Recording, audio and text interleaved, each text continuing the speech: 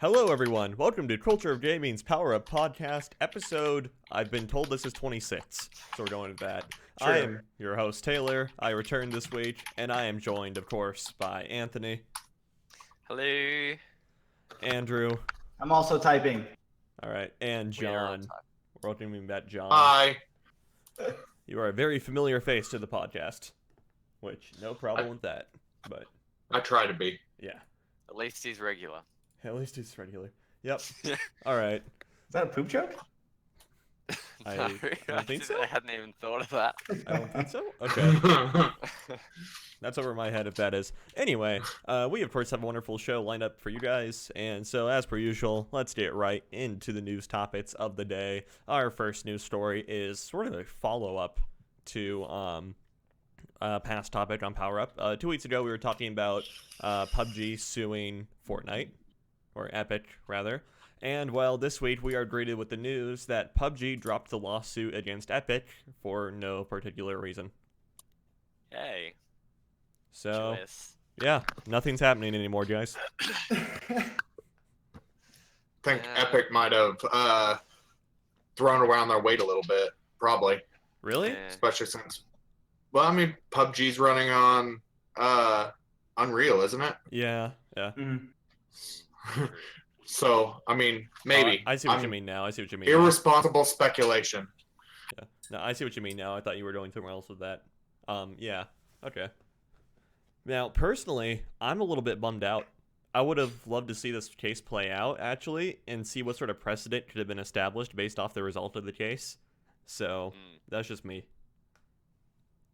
Maybe they dropped it because Warner Brothers, picked up and Fallout's picked up or Bethesda's picked up and is now suing Warner Brothers. So they're like, oh, we don't need two game companies suing each other. I think that's more of a lawsuit that has some claim to it. Yeah. Than the PUBG and Fortnite. Mm-hmm. All right. Andrew? Yeah, I mean, dude, what are they trying to do? Okay. Yeah. Copyright the concept of the game? That's not. Well, I mean, I brought this up a couple weeks ago, and it was more like I didn't expect them to be able to go anywhere with copywriting the genre or what have you. I did expect them to go somewhere with the conflict of interest thing that they were going to pursue also. So that's kind of where the disappointment comes in for me, was the conflict of interest thing. Could have been That probably would have had some merit to it, but I don't know. I mean, I don't think they had much of a case. That's probably why they dropped it. Yeah. It could have been settled out of court also. That's also a thing. I think. Although, yeah, we just don't know, okay? We just don't know. Otherwise, it's not... Don't they have to say? I mean, we would know if it was settled out of court. That's in the US, pretty public knowledge. In the US, they have to say. In South Korea, where the lawsuit was taking place, they don't have to say. Oh, okay. Well, then maybe you might be right. Yeah. All right. So, any other thoughts? Kind of a quick little follow-up news blurb. Fortnite's huge. Fortnite's huge. Speaking of not being huge, or let's talk about the opposite of huge, and that is PUBG right now. It is taking a nosedive. It has lost over 50% of its concurrent player base since January of this year. May I just quickly interrupt? The stream is absolutely shocking for some reason on my end. I'm not sure if anyone else is like that. It's just not playing at all. It's doing okay for me over here. Yeah, mine's not working too well either. It's really jumpy. Hold on. The audio is fine, but the video is no good. Okay, hold on. It keeps spinning. All right. Well, I figured this out. Who wants to talk about South Korean court cases? Oh, me. That sounds like the funnest thing in the world. Yeah. Okay. Get my lawyer on the phone. Can we talk about North Korean court cases? I think that might be a little bit more exciting. Do they even have court cases I in think North it Korea? exists. It's just like firing squad, isn't it? Yeah, I think so. I mean, that's law. We'll talk about North Korean law, I guess. Oh my gosh. Well, with they're trying kind of talking about law. They're trying to put through a law here where they're trying to restrict people from doing protests. And if you do a protest, then you go to jail for up to 25 years. Awesome democracy we're living. Yep, Australia, land of the free, totally a real country. Yeah, 100%. But yeah, I mean, South Korea, crikey, I've got no idea. Isn't it a bit like American politics? I don't know how close it is. I know America like has a huge military presence there, and I suppose where, it's South probably Korea? a lot like Japan.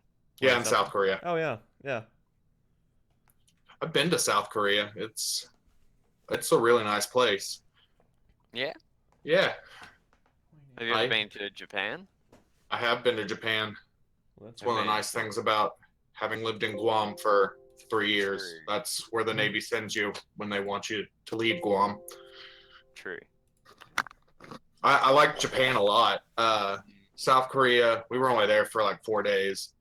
It was cool. I mean, their internet there is still the fastest I've ever seen. It's like 5G all over. Like just in the city of Busan is like just has Wi-Fi everywhere. Okay. Okay. Yeah, that's what I've always heard. So I've done all on my end I can to try and fix the Discord stuttering and whatnot. There's only so much I can do. Part of it is the video encoding of Discord. It's fixed now. Okay. It seems to be. All right, cool. It's still working fine. Yeah, it's moving. Great. Yeah, that's better.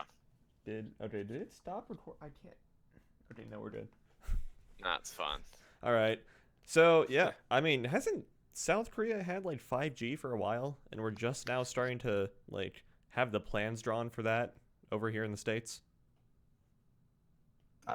Yeah, I think so. Okay. Like I know the U.S. military is super vested in having 5G across the U.S.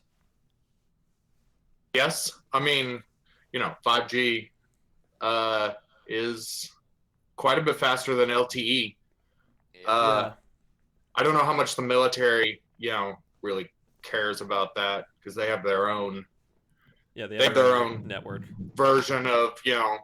data management or whatever. But yeah, I think like AT&T and like the carriers down here probably would love to have it easily available everywhere.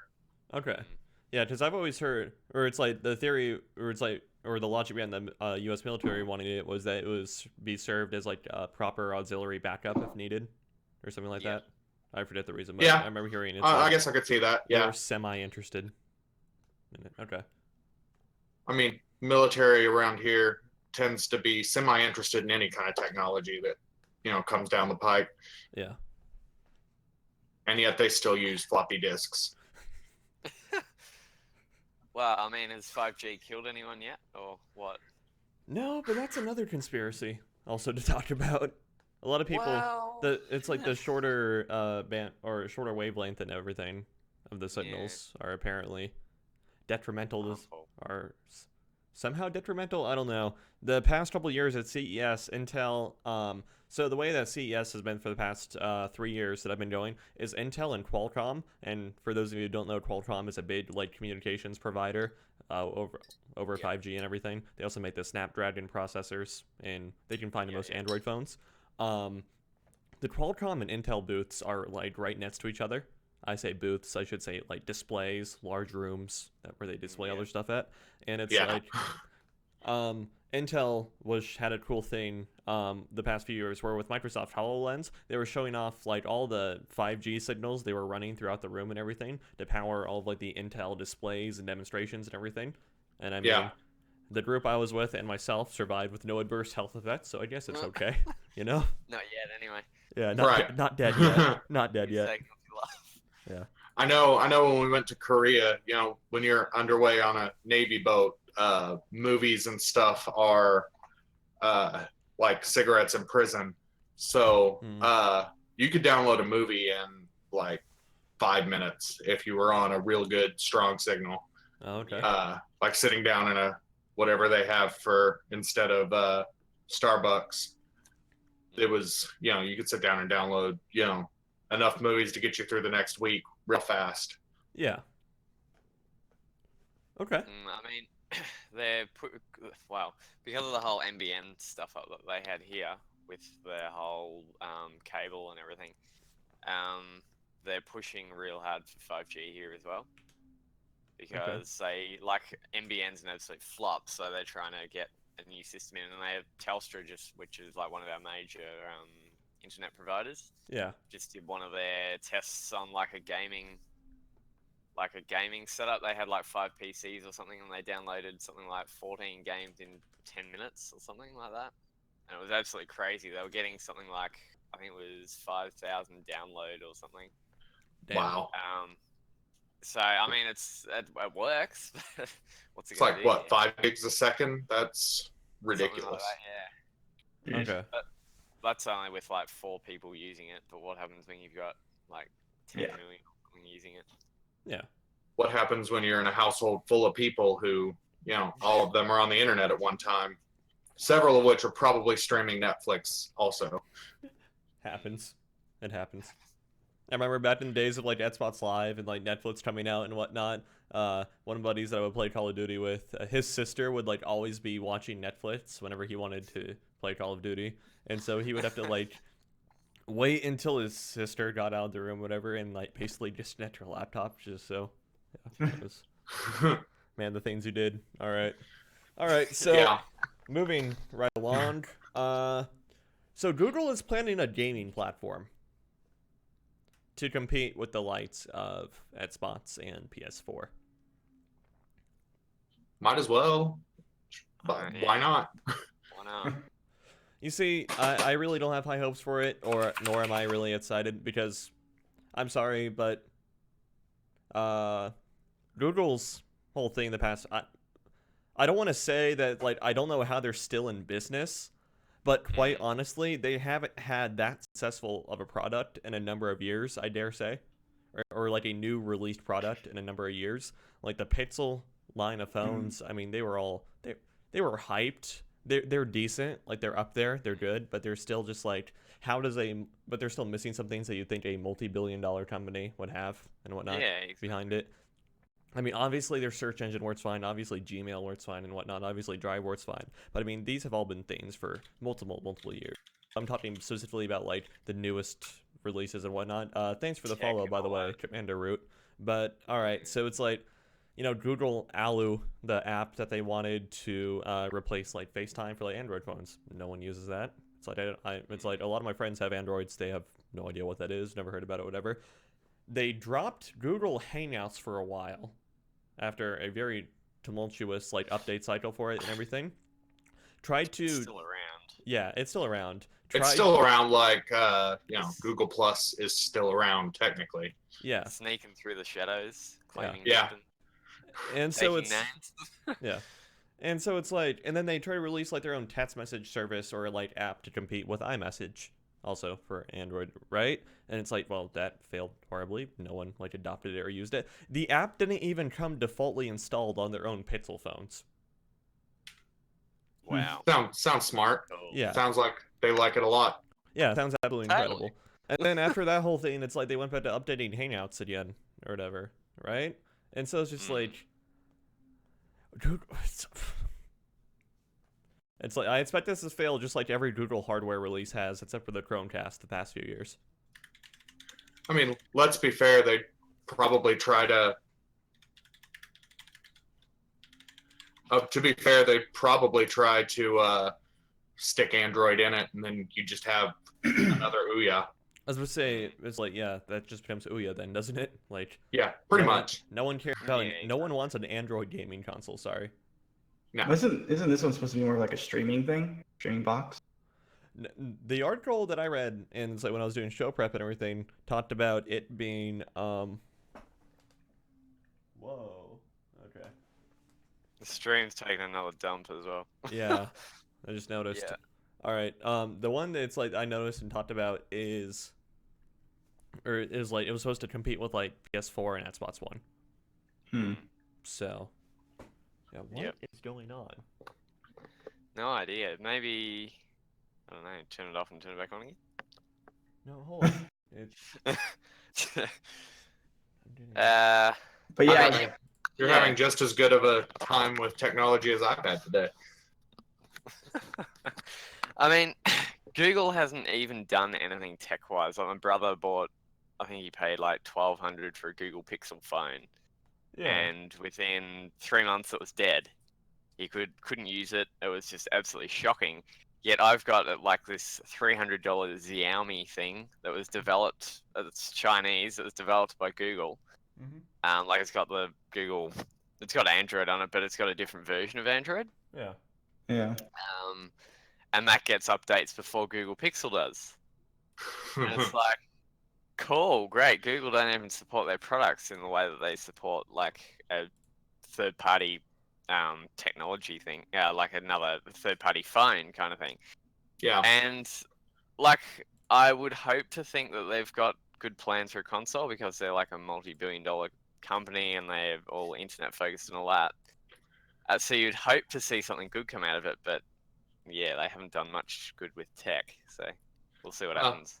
But let's be fair. I mean, other than maybe like the Google, like Google Chrome and like actual Google.com, I mean, they're pretty much running YouTube into the ground, and that was probably as close to a safe bet as they've ever made. Like, I don't think YouTube has, in the 7 or 8 years that Google's owned it, I don't think YouTube has turned a profit ever. No, and like Google has even admitted that they've operated YouTube at a loss, and they're okay with it. But for them being so okay with it, you'd think they'd be a little bit more open to the content that's on there and not be so like advertiser hungry, also, so to speak, for the platform, if they really were okay with operating it at a loss. You know? You guys remember Google Glass? That was a cool thing. Yeah, that could have been cool. I've heard that it's been semi-revived, actually. Oh, really? Because I was going to say, that's kind of like the last time I could remember Google doing something kind of weird. It's like the Google Glass, but then that kind of poofed out of nowhere. It just kind of failed, right? No one really bought it. I don't even think it did. I don't think did it ever come out as like a actual. No, it never made viable, it out. No? Yeah. No, it I never knew made that it there out were as like early tech versions, that people were getting for some ridiculous like $1,200-$1,300. But I don't think It was a commercial product. Yeah, it never became a commercial product ever. Snapchat glasses, you can buy those in a vending machine now. I have a friend who has. They're very, very dumb. Wait, I really? kind of want to buy some just because they're very, very dumb. They're also very ugly though as well. So it's Those Yeah. are still things? Fact. Hey, what? Those are still things? the Snapchat. I think so. Somewhere. Oh, what the? Yeah, I think I saw a vending machine like last year on the beach somewhere, and they were like, swipe your card for $150 and get a box. But yeah, I'm good. They're probably cheaper now, right? You would hope. That's where you're wrong, kiddo. That's where you're wrong. Oh. Who puts like $150 in a vending machine? It's like oh man, I feel so bad. Yeah. Too much money to go into a vending machine. I mean, it's like those if you ever go through an airport, the like Best Buy vending machines where you can buy an iPad in the vending machine. Aren't Like, those marked going up? through an airport. Oh yeah, no, they're definitely marked up. Okay, yeah.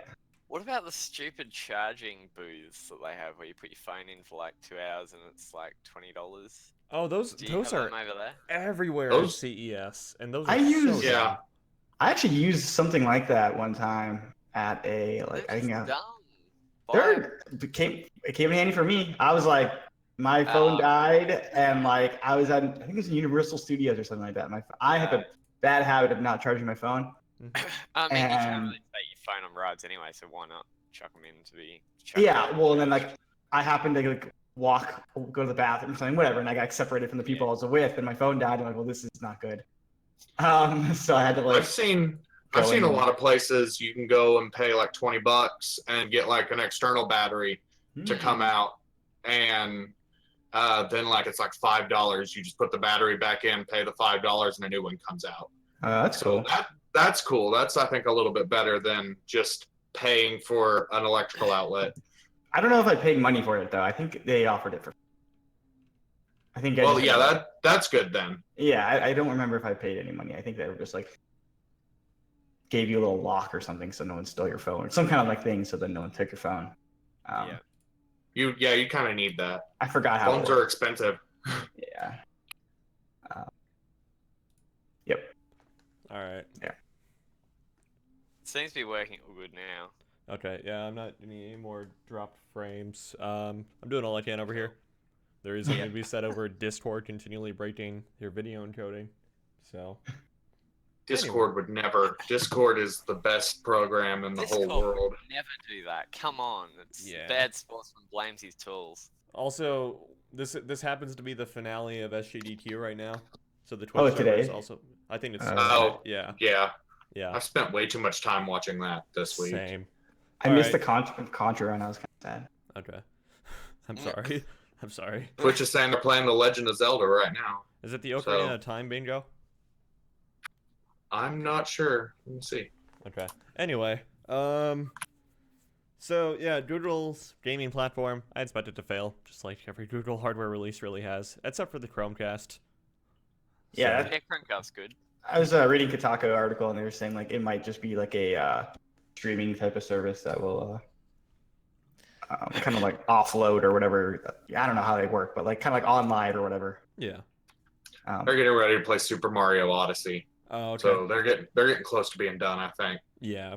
Usually isn't Super Mario 64 like the last thing that gets played, I think. Yeah, Odyssey was a pretty massive like donation incentive, so I'm glad they reached that. All right, anyway, moving right along here. I'm no longer dropping frames at my end, so moving along.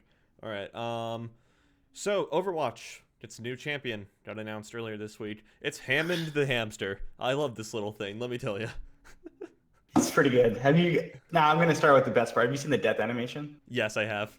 So funny. It's great.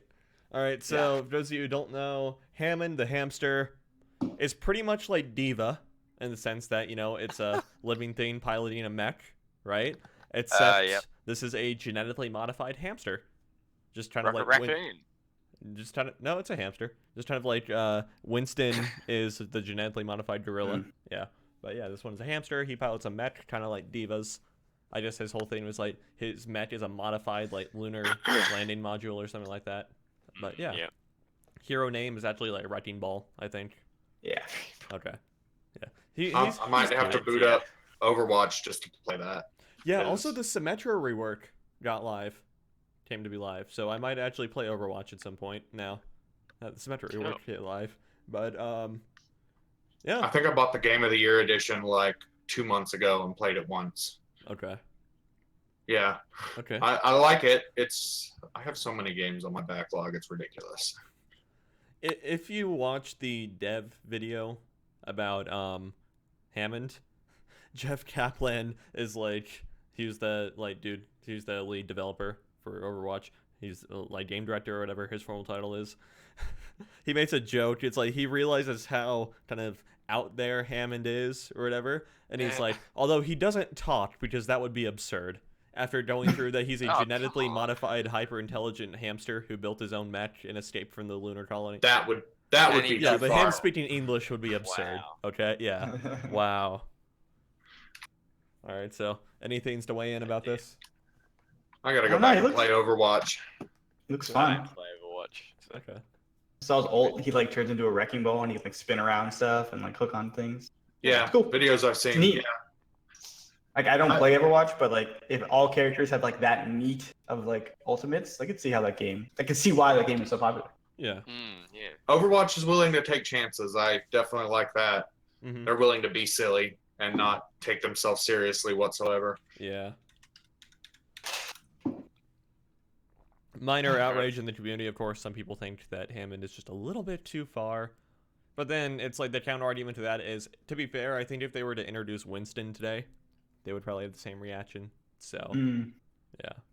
Yeah, I mean, eventually, it's like all other Overwatch characters. Eventually, it'll just be like, oh yeah, that's just part of everything now. Yeah. Are those the only two animals? Or are there like more? No, those are only two animals. Okay. Yeah. Okay. Well, it depends on if you qualify Roadhog as an animal or not. Yeah, I was trying to think if he was like an actual person. He's a person. Oh, okay. I think. Yeah. Yeah. He's like Birdie in Street Fighter. Right, yeah, he's just a big Okay. dude, right? Okay, Yeah. Okay. All right. So anything about Hammond? I'm just looking at like what he actually is. He's He's adorable. robot tops, so that's. He's adorable, man. I don't know what you're talking about. He looks pretty adorable. Yeah. Oh dear, that looks funny as. Affixed watching it. Oh dear. Well, rest of the podcast is canceled. We're just gonna go watch Hammond videos. Yeah. Hammond. All right. Yep. So, in case you guys couldn't tell, it is a slow news week this week. Shadows Die Twice is difficult, just like every other From Software game. I am shocked. That shocks me. I am absolutely shocked. Literally every news, gaming news outlet ran a piece on this. I don't think we did though, which is fine. But yeah, it's just like every other From Software game. Hey guys, Shadows Die Twice is tough. We've got a hard game. Who would I have mean, known? That game's in the realm of Souls, right? It's got the combat of that stuff, right? It's not the combat, but I don't think the whole Soul collection system is a thing anymore. Okay. And to be fair, from the E3 video, you could kind of infer that you would expect it to be. I didn't give the articles as much credit as I probably should have here. I think they all say from an interview or something that it's going to be tougher than the Soulsborne games.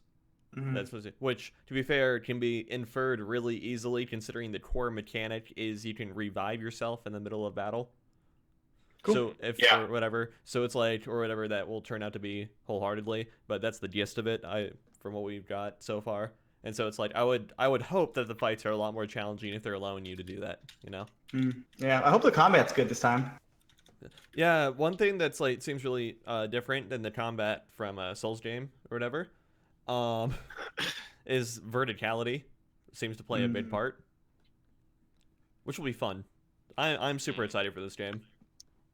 Yeah, I kind of forgot what it looks like, but that's okay. The question is if From Software came out with a game that wasn't brutally hard, do you think it would sell very well, or do you think people would be mad? No. I reckon people would sell. I imagine it'd sell well just because From does a good job of building the world and everything, but when you pick up, it's kind of like if Platinum came out with a game that wasn't super over the top Bayonetta action, people probably would be upset. It's kind of it's what they're known for now. I figure if there's an Armored Core that they did, if they came out with another one of those and it wasn't brutally hard, I think people would be upset also. I remember trying to play Armored Core when I was a kid and being so confused, not understanding a single thing in that game. Same. Those games are crazy in depth. Yeah, I had no idea what I was doing, but I was like, these are some sweet mechs. And then I would just never even kill the first one. I don't know what I was doing. Terrible. Did anybody play what was that? The Xbox game with the big controller mech game. Oh, I know what you're talking about. I think I actually had it. Steel Battalion? Yeah. Steel Battalion. Okay. Yeah, I had a friend who had that, and that was some craziness. Yeah. It was so hard to play. Oh yeah, that reminded me so much of Nintendo 64 stuff because it reminded me of what's that game where you've got a destruction crew or something, kind of. Blast Core. Blast Core, that's it. Yeah. Okay. I think Blast Core question mark? Accidentally. Yeah. But yeah, it kind of reminded me like that. One question I do have with Shadows Die Twice is it going to have a easier mode, or is it going to just be brutal? No, it'll just be hard all the way through. Yeah, I don't think that'll happen ever. Try Neo, Anthony. Try Neo. No, do not try Neo. You don't like it? Neo. Huh? Neo, Nioh. Kind of like Dark Souls, but Neo. Okay. But better. Dark Souls in Japan. Dark Souls but better. Okay, cool. And well, I mean, don't try Neo because I've heard it's tough also. So it's tough, but it's one of those things that's a little more manageable. Like I think, okay. like because of how the combat flows is it's not as stringent. Like you can do your bunch of chain stuff, and I think it just works overall It's better. probably closer to like Ninja Gaiden than I'd say. I mean, with how hard it is. Oh yeah. Like you can, like once you figure out, like, well, I mean, like Dark Souls, once you figure out enemies and stuff. But I think the enemy pool is a little smaller, which is nice. You can kind of figure out, oh, these are the big guys. How do I fight them here? And then those big guys show up in different, like different levels and stuff. You got time to think. It's not just 2 hits and you're dead. No, I mean it still is that on occasion, but like you move a lot faster and everything just feels nicer. I think like whereas Dark Souls, I don't like the combat because I feel like I'm wading through like a swamp when I'm playing that game. I don't particularly like that. I think that's my big problem with Dark Souls is just feeling like I'm fighting with how like slow the character is, and it just. I mean, like I have nothing against like how hard games are. Like I really do like Ninja Gaiden for it being fast and kind of forgiving because it's so fast, I guess. Sometimes, but at the same time, it's really brutal also with its difficulty. So I kind of like that more than like I feel like I'm fighting with the character I'm playing, I guess. I don't like that much. I think the weapons are really cool in Neo as well. You can get like Kasarigama, it's like a bunch of cool stuff. I get that. Like I definitely get what you mean with like it feels like you're wading through a swamp. Like everything takes forever to kind of initiate. Like you swing a sword in 3 seconds, and it's not just precise and easy to do. Sorry, Taylor, you're the only one who likes Dark Souls here. All right, that's fine. Get the hell out. Leave. No. Fired. I want to like those games. I do want to like them, but You're fired. Not a fan. All right. Good? Yeah, sorry. I was trying to figure out more things with the OBS. Anyway, that's fine though. So moving right along. The only I do want to contribute to this discussion just a little bit is I do feel where John was coming from with like the slowness of the character in Dark Souls 1. Dark Souls 3 didn't have that issue. Okay. Yeah. That's the only Dark Souls I've played, actually. Okay. And a little bit of Bloodborne. Okay. But I didn't like. I think it's the fighting game player in me that like if I hit a button, I would like for me not to be stuck in an animation for a long period of time. Well, I mean, Bloodborne is the fastest out of there. No, for sure. But I don't know. It is, yeah. It gets progressively faster, but I don't know. I still feels like I'm piloting a tank. Yeah, fair enough. All right. So yeah, going. All right. Amy Hennig, who was the creator of Uncharted, and has been working on one of EA's in production Star Wars games, has left EA, and EA has allegedly shelved her Star Wars game now. So this specific one is the one that Visceral was working on before EA collapsed the studio and then transferred development. And then after not hearing anything for about 6 months or so, we now know that well, with her leaving, it looks like that project is scrapped, or not scrapped, at least shelved or on hold for now. And the only real like Star Wars games they have in production is the one that Respawn is working on, as we saw at E3. So, I mean, it could be something completely different now from what we thought it was. Like, remember didn't they talk about how it was going to move over to like a multiplayer centric game or something? Yeah, they did. So it's and she's a story writer, so like that's her big deal. She wrote on the Uncharted games. Yeah. So you do really need a big story for all these multiplayer stuff. Well, I mean, she was like head honcho for this one. That's the thing, though. Yeah. But I think just through narrative, though. I don't think through. Okay. No, I think like she was. I think she was like head producer or whatever. Like I think. She was really? But, yeah.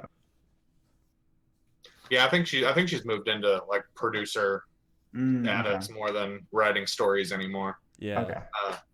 It definitely does not shock me that the trimming of Star Wars games at EA continues, though. Mm-hmm. I would not be surprised if sometime really soon we see that somebody else has the rights to Star Wars. I think this is an indication that EA has to be really, really careful with their next Star Wars games. Mm. Yeah. I kind of agree. I mean, they pretty much they've heavily damaged the reputation of Star Wars games in like the video game space. Yeah. It also doesn't help that Star Wars isn't necessarily the super popular series that it used to be, or that the movies are going through just as much of like an upheaval as the video game as Battlefront 2 did. Mm-hmm. So, I mean, I think we may be seeing Star Wars not being as much of a sure thing as it was, 2-3 years ago. Okay. Wouldn't they want to kind of move away from the Battlefront side of things? I mean, we don't know what first of all, we don't know what like Vince is working on, like what game he's working on, and what it's kind of going to be about. That's Vince Zampella, head of Respawn Entertainment, by the way, for those at home. Yeah. Yeah. I mean, I think it's a shame. It's kind of like because I've been doing a bit of streaming of Battlefront 2, the older one, and I've been playing some KOTOR and all that. Mm-hmm. I want to get back to that, and I think a lot of people do. So for me, I reckon that EA should kind of understand that and go along with it, but they're not, which is problematic, which is a shame to see, and it's just bad. I want a great Star Wars game. Mate, Star Wars games great again, EA. Come on. Hashtag. Star Wars games, I don't think there's anybody who doesn't want Star Wars games to be better. I think that things are kind of getting difficult for Disney and Star Wars right now, though, to where, I mean, you can't just... Used to be that you could release just about anything Star Wars and there would be an audience for it, but I think people are getting more picky, I guess, about what kind of Star Wars they're watching, and also, like I said, there's been pushback on the movies. Like Solo bombed real bad. I like Solo. I mean, I did too. I thought the movie was great. But yeah, it did. Oh and my different. gosh. Okay, it did bomb. Yeah, it made money, but it didn't make all the money, which is what you would expect from a Star Wars movie. But there's that. The last two, numbered Star Wars movies have slowly gotten a negative, fan reception to them. Despite the fact I thought they were, I remember what it was like being a lifelong Star Wars fan who was old enough to know that episode 1, 2, and 3 were pretty terrible. Okay, fair enough. When they came out. Yeah. So I think, episode 7 and 8 are better. I like them a lot. They're, throwbacks to 4, 5, and 6. But I guess I understand. I really don't. I don't understand where the pushback is coming from. Okay. There are women in it now, I guess, and that's what it seems like a big problem with people are right now. But video game wise, I think I would be perfectly willing to say that probably Battlefront 2 did way less than anticipated, because that game was heavily discounted real fast after release. So it's definitely not as easy of a sell anymore. So just having maybe one at a time in progress is probably what they're looking at. Yeah. Like, so it's like, I think as much as there was a controversy about Battlefront 2 and everything when it came out, with, the whole loot box fiasco and whatnot, I think you can trace its problems all the way back to Battlefront 1, in the sense that, like, when Battlefront 1 released, you only got 50% more things than you had in the beta. Like, you had 2 more maps upon release, and that was pretty much it. Like, So you could've just played the Battlefront whole 1 game did if you not wanted to. launch with close to any content, and it did not have, like, any staying power at all. Like, the most that we saw being played out of it was it worked decent as a tech demo for companies to show off their new stuff at, like, game conventions and whatnot. It was a decent tech demo to show off hardware with. That was what Battlefield, or not Battlefield, that was what Battlefront 1 was used for, by and large. And it's like, well, Battlefront 2 might not suffer the same issue. It's just like, people, when Battlefront 2 released, people were like, oh, I don't want to have to pay $120 for, the game and the season pass just to have a decent amount of content in this game. And then, you pile on the whole loot box controversy to it, and, well, game's not going to go anywhere. Yeah, game's dead. I did have, you mentioned the new like a license, not that it exists, but like maybe they lose the license. Yeah. Has EA always made Star Wars games? Has anyone made a non-EA? They've made them for quite a while. Let me check something real quick. Besides like maybe like the Super Nintendo games. Hold on. But I mean, at one point it was LucasArts that was, and I think they were their own thing for a while. Till like maybe Jedi Outcast. That might have been one of the last independent Lucas-made games. I think EA, while they might not have developed them, I think EA has always been a publisher. Okay. Of Star Wars. Even of like. No, they haven't. No, they haven't. So okay. so for Star Wars Jedi Knight, for instance, Jedi Academy. Oh yeah, that was like Raven in like Pandemic, wasn't it? Yeah, Raven Software, LucasArts, Aspire, Okay. Lucasfilms, and Disney Interactive. Okay. Yeah. Okay. All right. So, I wasn't sure. That was like an actual question. Okay. So last time I can't remember a non-EA Star Wars game like that was. I mean, that's fair to say. Also, it's been years. Yeah. Even the years old and years. Yeah, because the old Battlefront was EA, right? Yeah. No, it wasn't. Oh, no, wasn't? Wasn't? No, I think that was Activision, wasn't it? That was Disney Interactive, LucasArts, and Lucasfilm, and Pandemic developed it.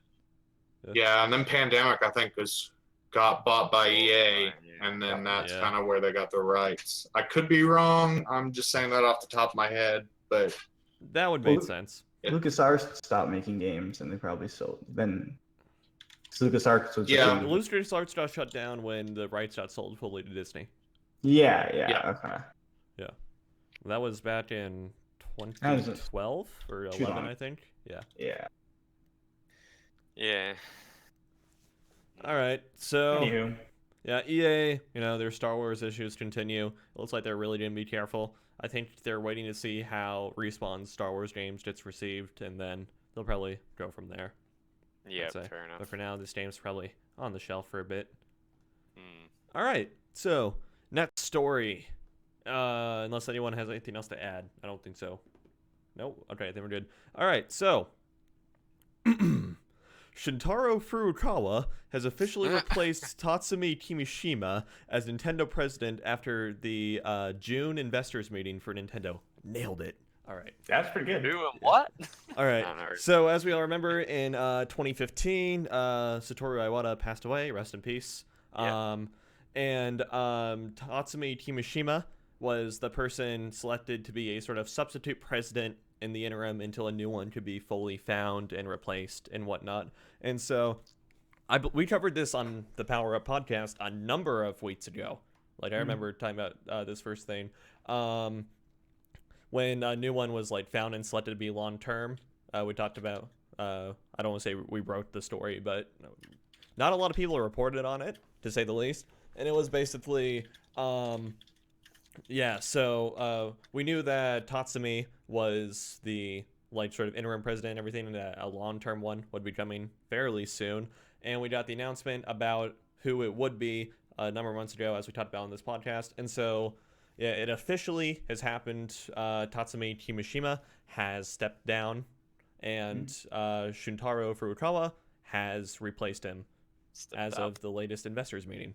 So Cool. yeah, a couple interesting things about the new president. He is the youngest president in Nintendo's history. He's, I think, only 43 or 45. And he also speaks fluent English. Awesome. That's definitely a plus. Put him on the world stage a bit more. Uh-huh. Now we can talk directly to Phil Spencer. Yes. Yeah. Yes. Phil Spencer's on these through translator. Well, Yeah, you know, we were speculating yesterday when we did our live stream that, you know, Microsoft and Nintendo could get together and make the Nintendo 64 mini.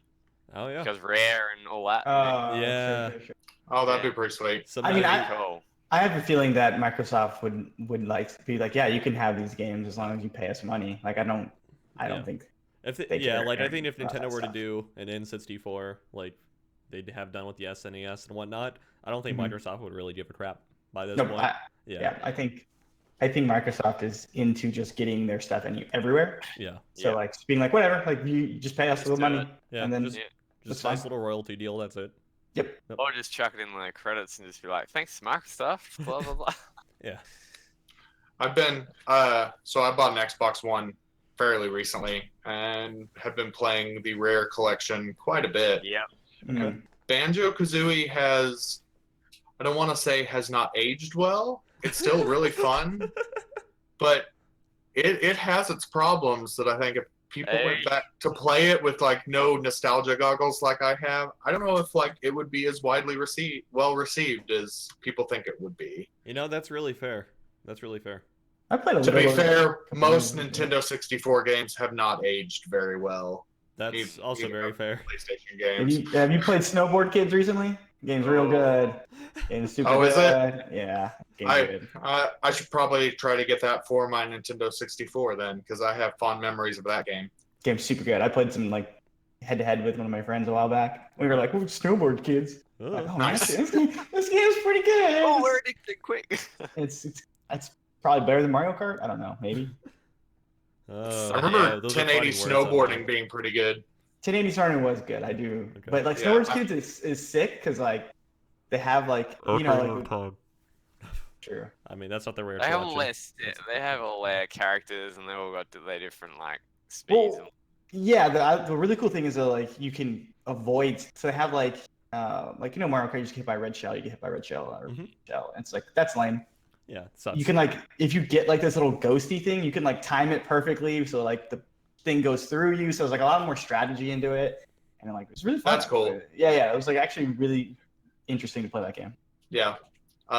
Back to Ocarina of Time. Yeah. Like the Nintendo 64 version, has not aged very well. No, it has not. The 3DS version, where they fixed a lot of the frame rate issues and some of that stuff, is real good. Like the game itself, the bones are real good.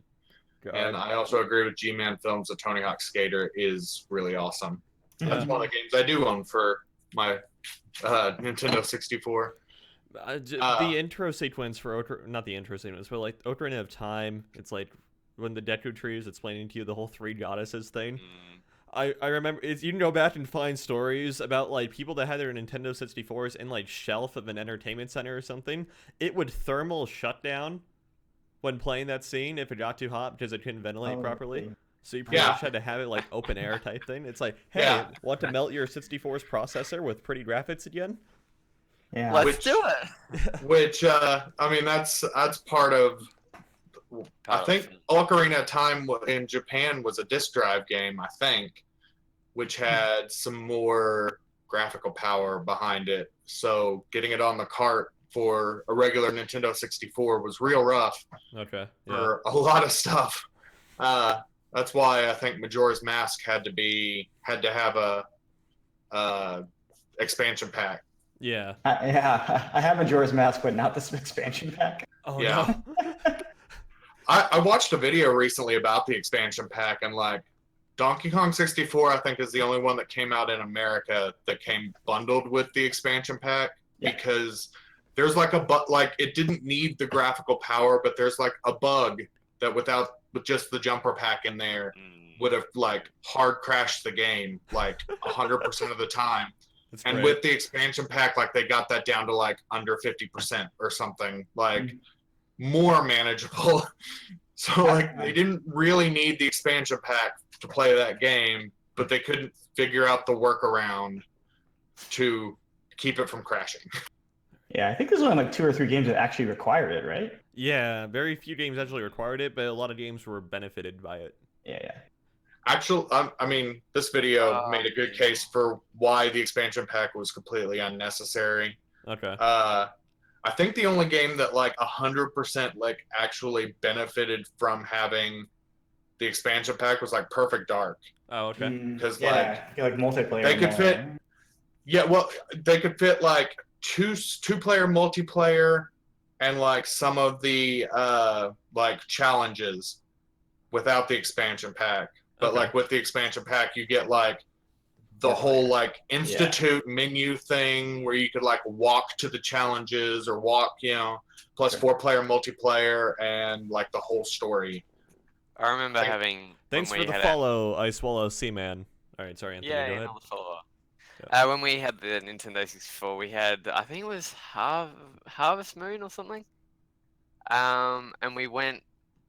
We couldn't save it because we didn't have a what's it called, expansion pack. We didn't have enough size on our console, I think. Oh no. So we had to leave it running for about 48 hours for the Nintendo 64 because they wouldn't shut down. They'd just stay running the whole time. All right, Andrew, what you giggling about there? Huh? What you giggling about? Is Ice Swallow nothing. Like a reference? Yeah, I think you just got trolled a little bit there. Yeah. Ice Swallow. Then we got back and it was so. Oh, yeah. Okay. Yeah. All right. Sorry, just the realization of you got me a little bit there. All right, keep going, Anthony. Sorry. Yeah. That's it. That's it basically. So. And it was so hot, and it was just like, oh no. Oh, damn. And then it died like a week later. So we killed it. Poor thing. Poor thing. Poor thing. Feel sorry for it. So speaking of Nintendo 64 games, Star Fox 64. It turns 21 light today-ish, right? 21, yeah, today. All right. Yeah, so celebration. I feel old.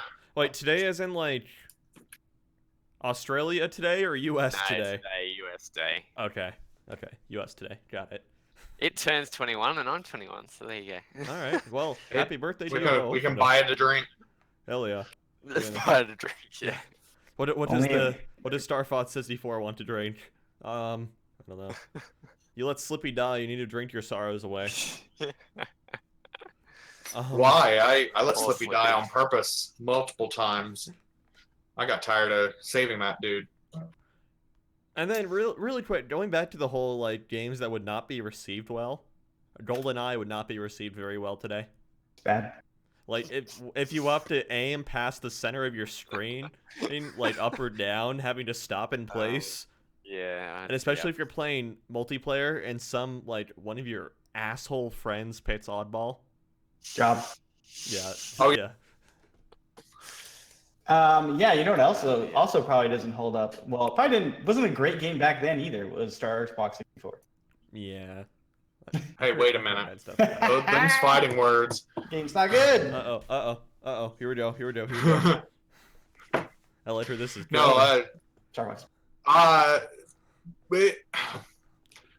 No, I mean, I like that game a lot, and it is nostalgia goggles more than anything. But I would have to say that, like, those games are games that, like, there aren't anything like it, I guess. I enjoy the dog fighting. Oh, okay. Yeah, like Star Fox. And I don't think past Star Fox 64 any of those games are any good. Right. But and it might be like game of the year. Oh yeah, no, I'm good. Oh come on. Okay. I need that on my Switch. Have you played like Panzer Dragoon? No, I haven't. Like I've seen it and it looks really good, like Star Fox. I never really had a console that would play it. I guess my Xbox probably would, but they did a newish one like on the Xbox One launch. I forgot what it was called. Oh, did they really? It's basically like Panzer Dragoon. Okay. I forgot. Yeah, I like so those kind of games. Yeah. I have a special fondness for, I guess. Okay. I am really mad that they haven't ever done anything better than like just remaking the very first one over and over and over, unless it's like Star Fox Adventures, which was real bad. Excuse me? Excuse me? Death to you, sir. This will be the last time you see me on this podcast. This is the first time Anthony and I agreed on something. Holy God. Wait, you guys both like the Star Fox Adventure game? Yes, Yeah, it what? was awesome. Dinosaur Planet? Yeah, hell yeah. Yes. Hell yeah. The Yes. discount, it had everything from the discount Deku tree to the dinosaur Navi. It was great. Okay. All right. I won it at an auction on eBay. Come on. I mean, it's. I've won plenty of things as an auction on eBay. Doesn't mean I like everything I bought off of eBay. All right. I think that about does it for the news. We've kind of slowly slided over into discussion, which is fine because, again, slow news week. So, yeah, big other thing happening for a while, or it has been happening for a while. It's the Steam sale. Yeah, and so if you're still looking for stuff that I think it runs until like July 5th or so. 7? I think Okay. maybe 5th. I'm not sure. Okay, yeah, it runs until a little bit into July here, so you still have plenty of time to pick up games and whatnot. I know payday for a lot of people was the other day, so yeah. All right. If you are looking for something to buy, then there is an article up on Culture of Gaming called 31 Recommended Games from the Steam Sale here.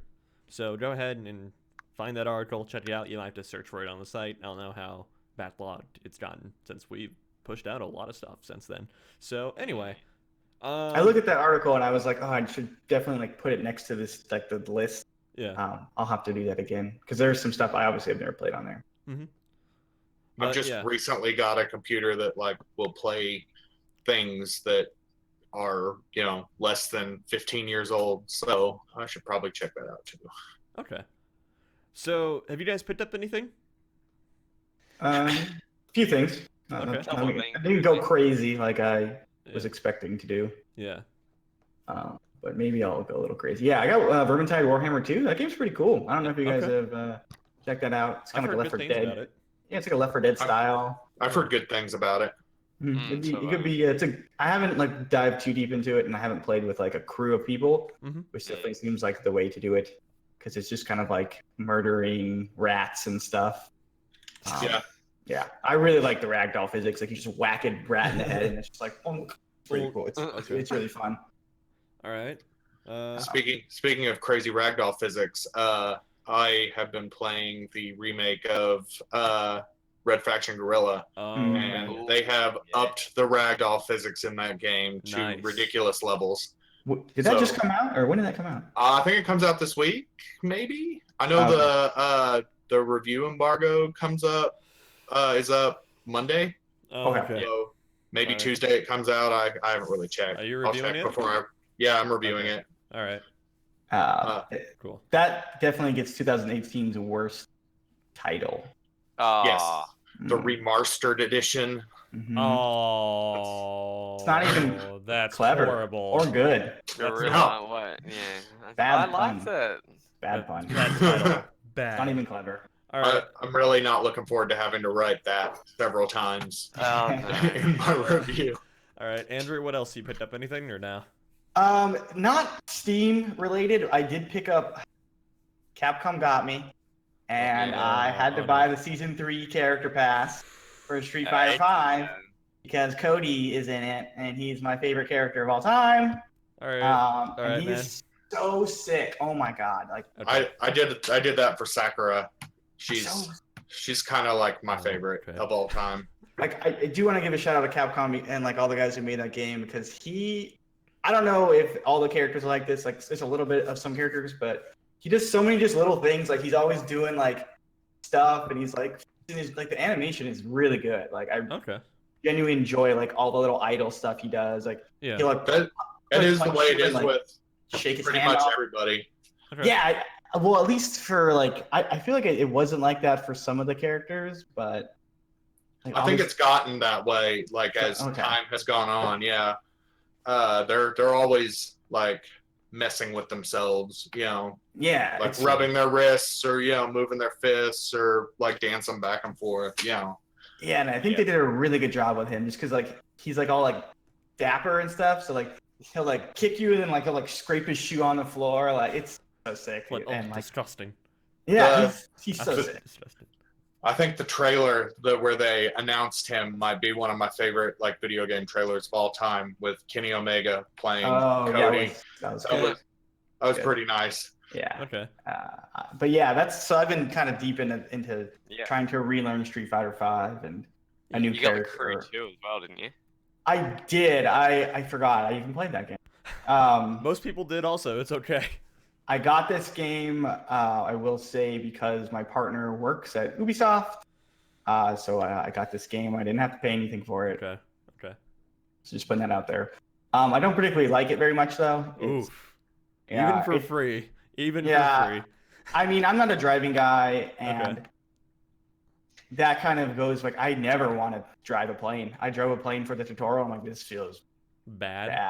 And I watched her try to drive the plane, and it was. I do believe the correct term is fly. Hey, I mean, driving technically is aiming something somewhere and going from point A to point B. So, sorry, I'm not a. Wait, are you driving a ship as well, or what? Yes, I'm driving a boat. You can drive a boat. You drive a lot lot of things in that game. All right.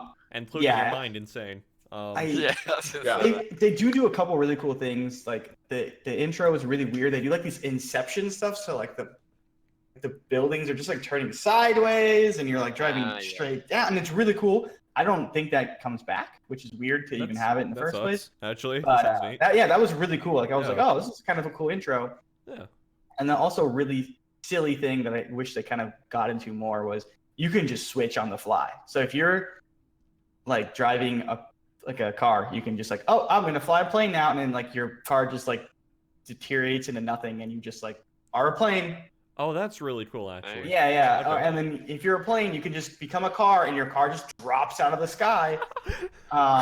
So it's pretty funny. It's really cool. Like that's really silly. And I wish there was like more of that stuff, because like if you do like, oh, I'm a boat, I'm gonna turn into a car, you just sink in the water. Like, yeah, of course you would just sink in the water. Is there a momentum conservation when you do that? Yeah, I think I want to say like you there is, but okay. Yeah, so they do a couple of cool things that they're America, like, the whole concept is like, oh, you have all of America to like drive across. Oh, that's cool. Okay. Yeah, it's like obviously a condensed version, like, it's the same as the first one. Yeah, like Las Vegas is like Texas, like, it's like really weird. But I liked what they do. Like some of the cities are cool. Las Vegas has got like their fake Excalibur and their fake Luxor, which are like gigantic hotels. Oh, the ones that you get the rights to put in the. Yeah. Well, they don't use the actual name. Oh, but yeah, it's the Luxor and it's Excalibur. A pyramid and a freaking castle. I mean, so those are Pharaoh hotel, right? Yeah. Yeah, something weird. I don't know. Okay. Anyway, yeah. They're cool. I don't know. Maybe I don't have the best cars, and maybe that's why I'm not enjoying it, because I don't like the driving particularly much.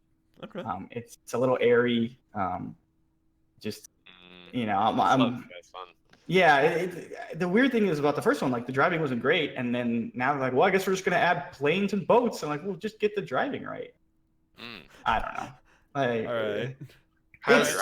Has any game ever like nailed flying mechanics, I guess, without being like Pilot Wings or like something that is Flight Simulator. Microsoft Flight Simulator. Yeah, no. Yeah. Right, that's not like just a flight game, like the Grand Theft Auto games are notoriously bad for any kind of flight. Yeah. Battlefield does pretty well, actually. I would say Battlefield does pretty well. Yeah. Okay. They're definitely the most like outside of like distinct like flight simulators. I would say Battlefield is definitely the most like tolerable airborne stuff. Okay. Yeah. It's just a question I had, because it's notoriously hard to pull off, I think, unless that's a focus. And I'm assuming for Battlefield it probably was like a focus and not just something you were gonna throw in just to be like, hey, we've got planes, we've got X-wings. Well, I mean, you think with the amount of like aerial activities you can do and everything like GTA, that'd be good also, but it's not. So yeah, it's real bad. Like actively, probably the worst parts of any game that they've included that in. Yeah. Just Cause is actually pretty decent. Oh yeah, that's right. Just Cause is really good. Okay, yeah. Yeah, Just Cause is really good. But they're kind of like an arcadey. This is like so the it's just mechanics are absolutely shocking. Yeah. Okay. I don't know. I mean, those are games that you can control an airplane while standing on their wings. Yeah. So, I mean, that automatically wins some cool points. Yeah. Yeah, what's the problem with that, man? Like, I don't see an issue there. Yeah. And no, you can't, technically. I mean, okay. not technically, I mean, you kind of can. If you're standing on their wing, then you can't control the plane. You definitely can walk to the back of the plane and get it to, like, move up and gain... Yeah. And then, like, walk to a wing and get it to, like, tilt that way. You can control it pretty well.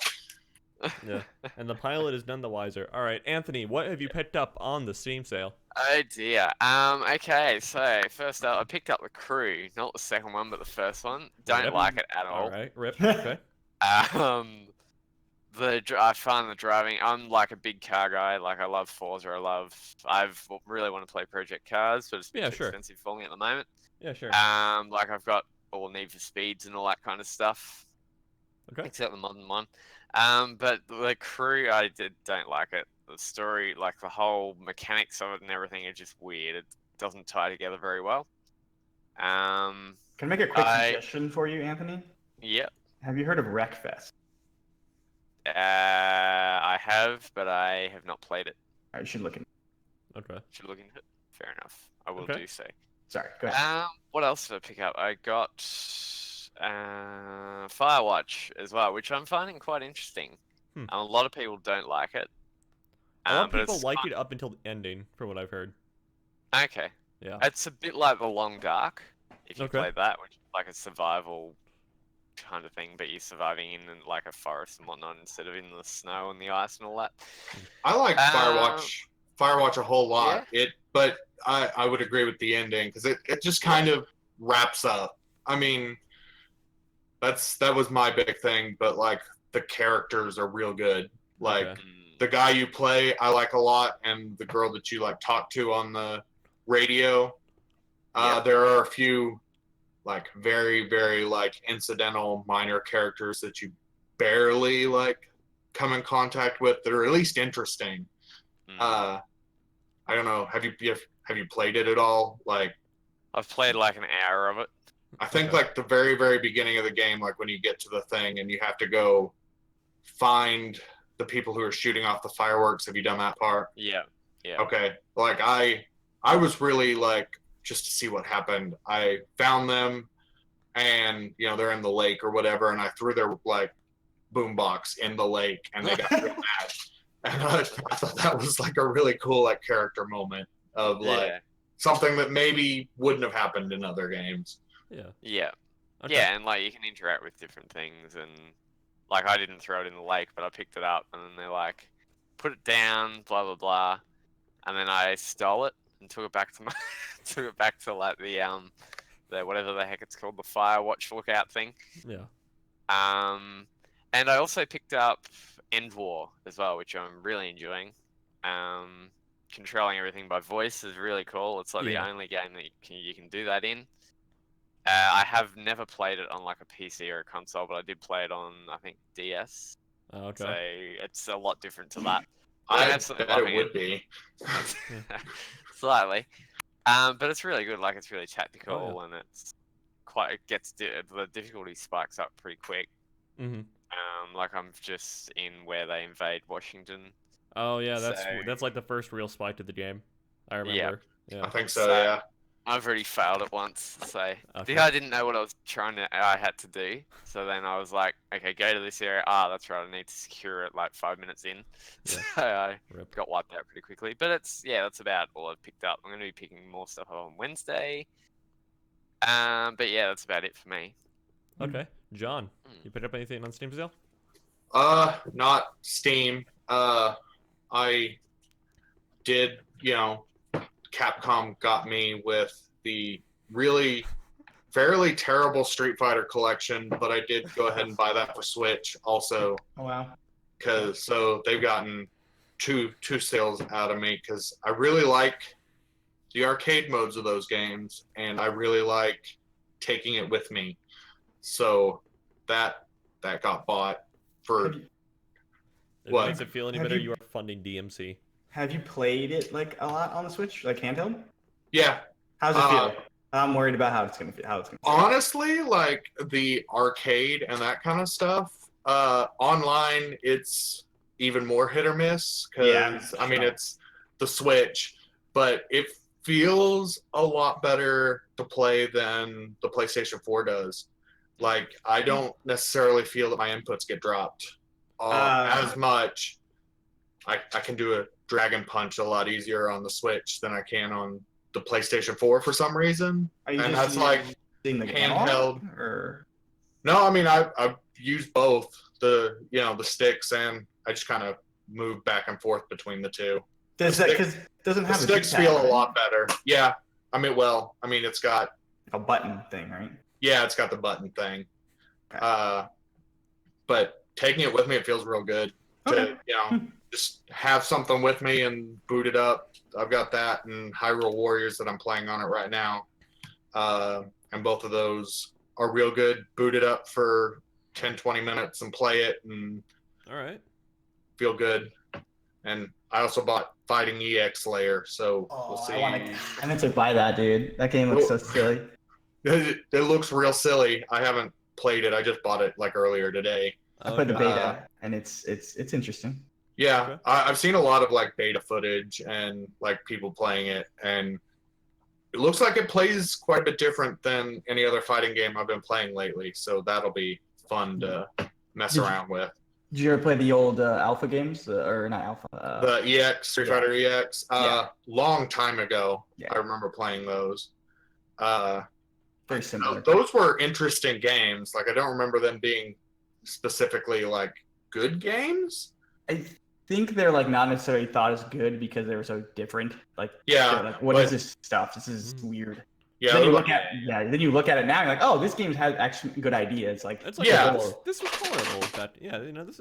cool. Okay. Like chaining supers into supers is absolutely bonkers. Like no, it is, and that you can do that in Fighting EX Layer. Like I was watching a Maximilian dude play it, and he hit like 3 supers, like one right after the other, and I'm like, that's ridiculous. And that looks like a lot of fun. What's also cool is like you have these like decks. They're called decks, but they're basically like you have like a little thing at the bottom of your screen. It's some sort of And like kind of like once you do these things, you get like a perk. So it could just be you're faster, you do more damage. But some of them are like ultimates. So like, hey, don't punch for 30 seconds or whatever. And then all of a sudden you have like super armor on every single attack. Or ridiculous super armor. Like this sounds pretty fun. I'm not gonna lie.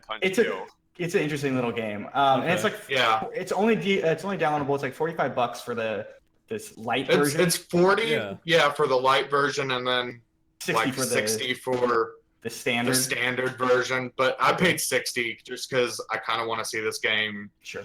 The only thing keep going. Oh, okay. Yeah, I think the only thing you get though is like one extra character and some extra like packs of the decks. Yeah, pretty much. I don't know. Definitely seems like it's.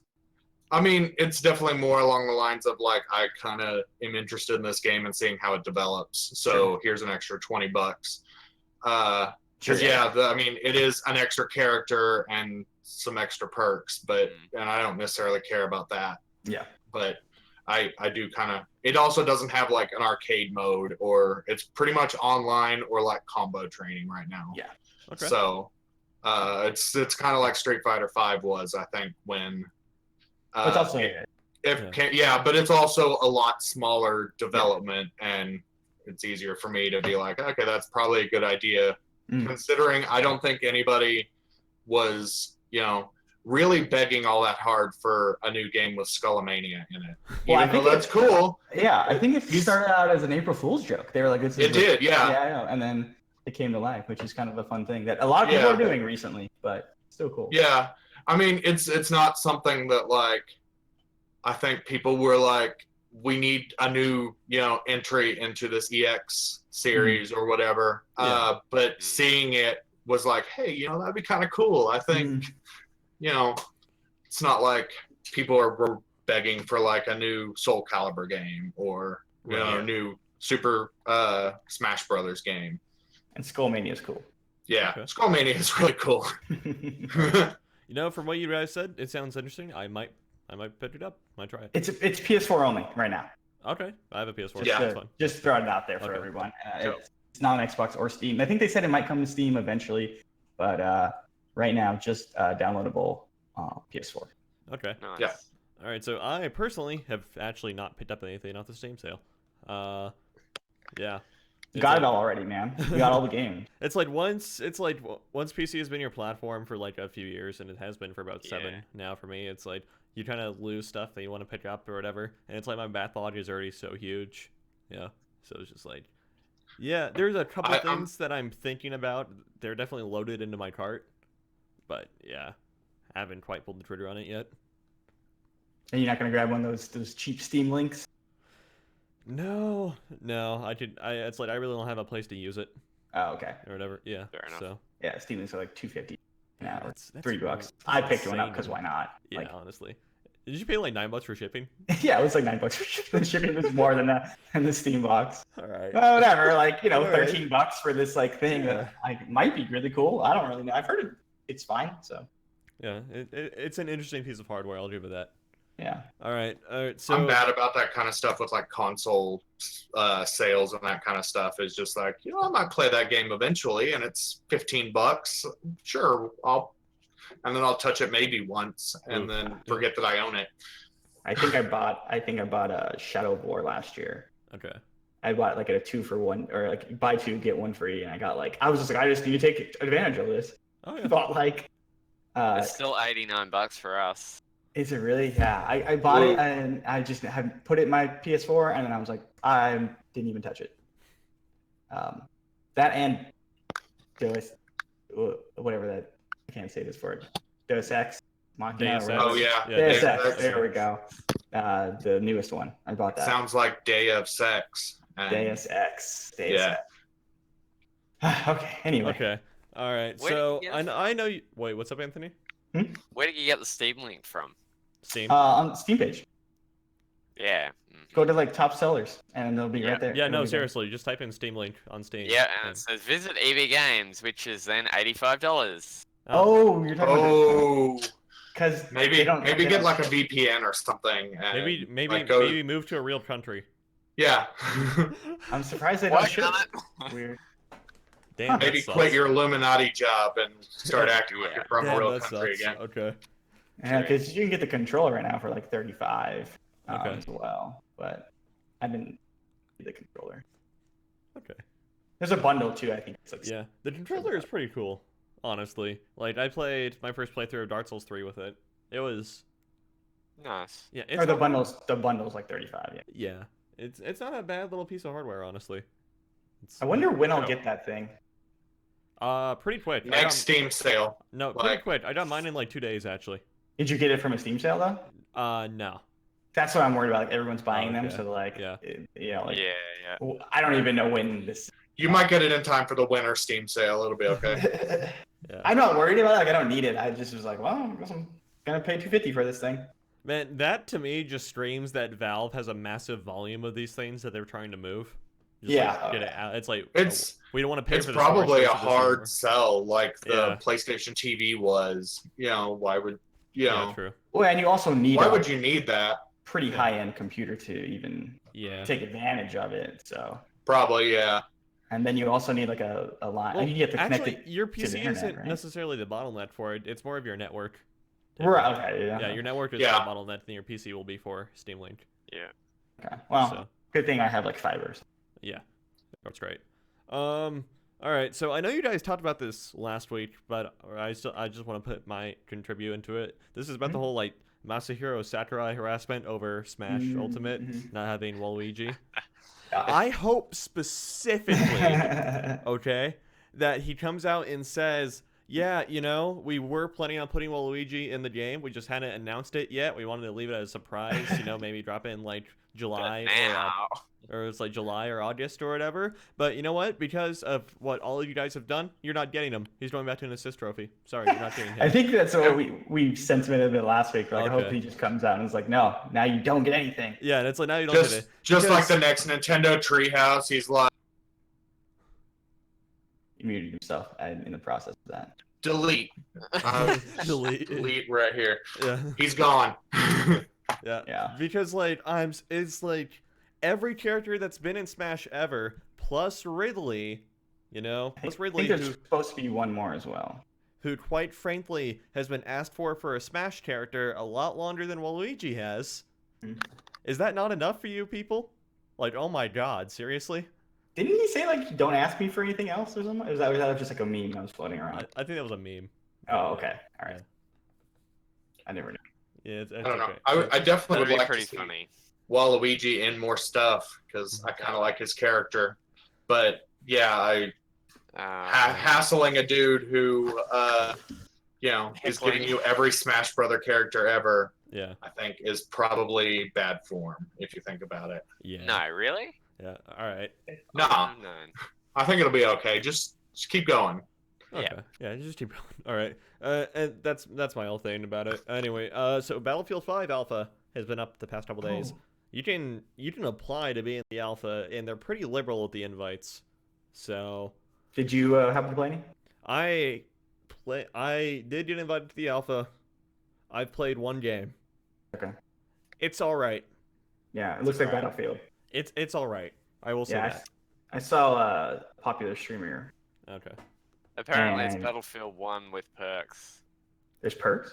Pretty much. It does play a lot like Battlefield 1 and whatnot. It looks very similar to Battlefield 1, which is to be expected, but there isn't as much of a leap as there was from, say, like Battlefield 4 to 1. Whatever. It looks nice. Yeah, it looks nice. Yeah. It still looks nice enough, don't get me wrong, because like Battlefield 1 is still a fantastic looking game by today's standards. Yeah. There are it needs a lot more polish.